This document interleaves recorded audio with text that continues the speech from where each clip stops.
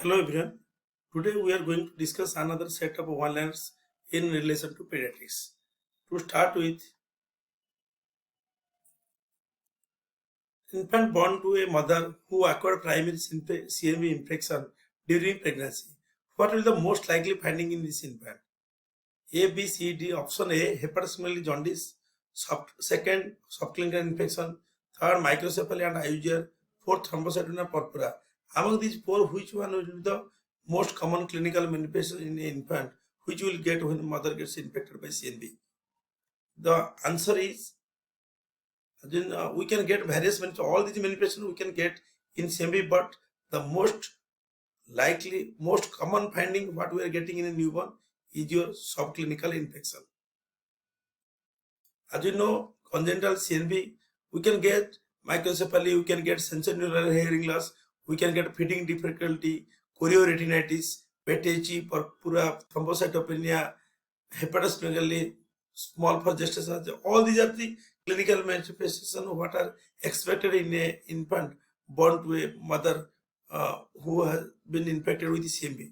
But the most common clinical feature is subclinical infection. Next, in a recently diagnosed child with type 2 diabetes mellitus, the HbA1c is of 8.4%. The child was evaluated and found to have normal LFT and RFT. He was started on dietary and lifestyle management. What is the first line of pharmacological management? If you want to start one drug, then which one among these four would be your first option? Is it basal bolus insulin? Is it liraglutide? Is it metformin or glyburide? Then what is the answer? Answer is your metformin. So next, what we are observing, as per American Diabetic Association, if HbA1c is less than 8.5%, then the first molecule of choice is your metformin. But our diagnosis, if HbA1c is more than 8.5%, then it is not only metformin. Metformin plus basal insulin would be our choice. Third, strongest evidence of a role of viral infection in causing type 1 diabetes mellitus in children has been found for which among the following? Among these four infections, where we have found the strongest evidence of type 1 diabetes mellitus association. Is it congenital rubella? Is it congenital syphilis? Is it measles or human parvovirus B19?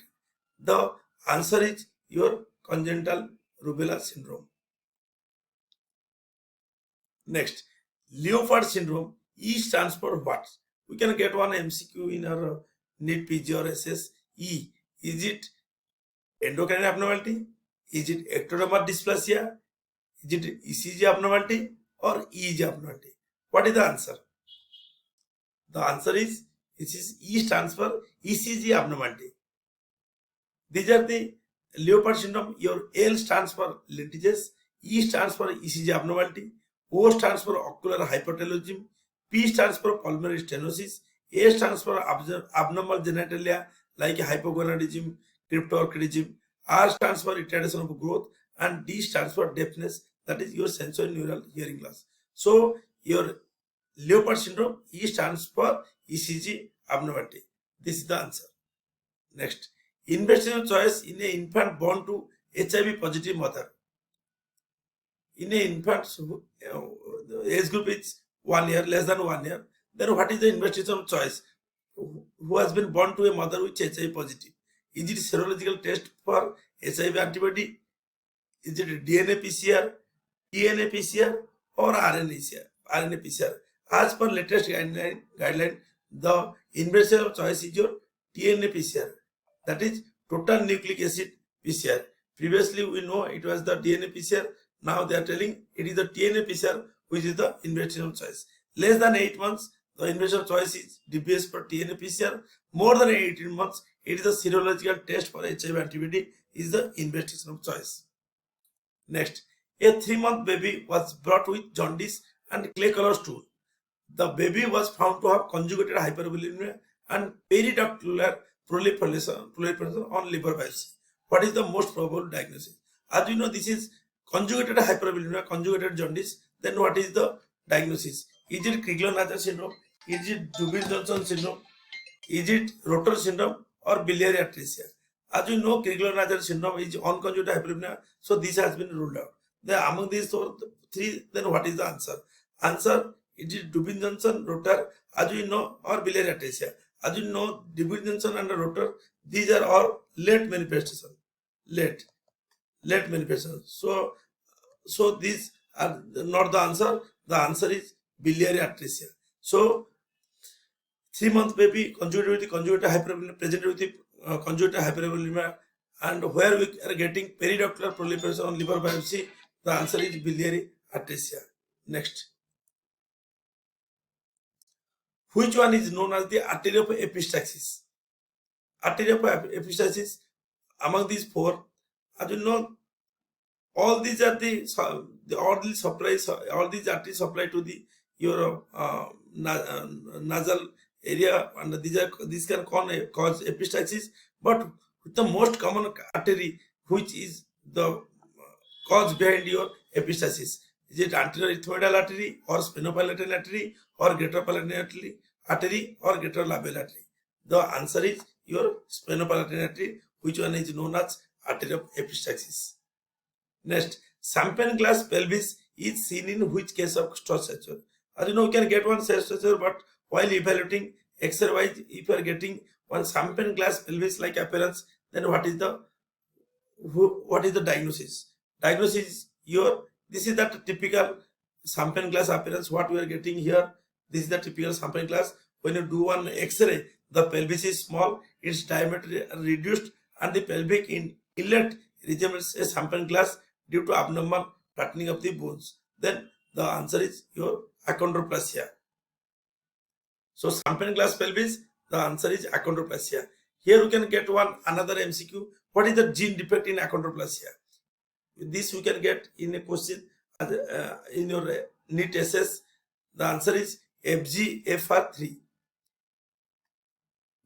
Then another one acronym you are getting mnemonic achondroplasia. Mnemonic achondroplasia. A stands for autosomal dominant, C for champagne glass pelvis, H for hand abnormality, that is your trident hand you are getting, O for bowing of legs, N for neurological complication, D for delayed milestones, R for recognition at birth, it can be recognized at birth, O for obesity, P for proximal limb shortening, L for large head, which is commonly you can get in a case of achondroplasia, S for short stature, I for interpedunclar distance is decreased. This is most important.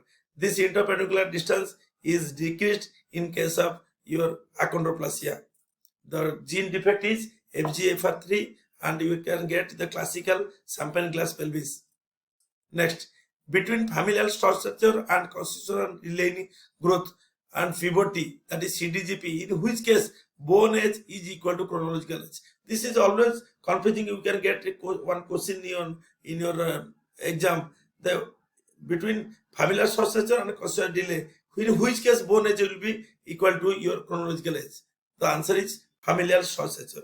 Familial structure, the final height is low, but it attains a target height. Target height means mid-parental height you can get in familial structure, but final height is low. But in CDGP, final adult height is normal.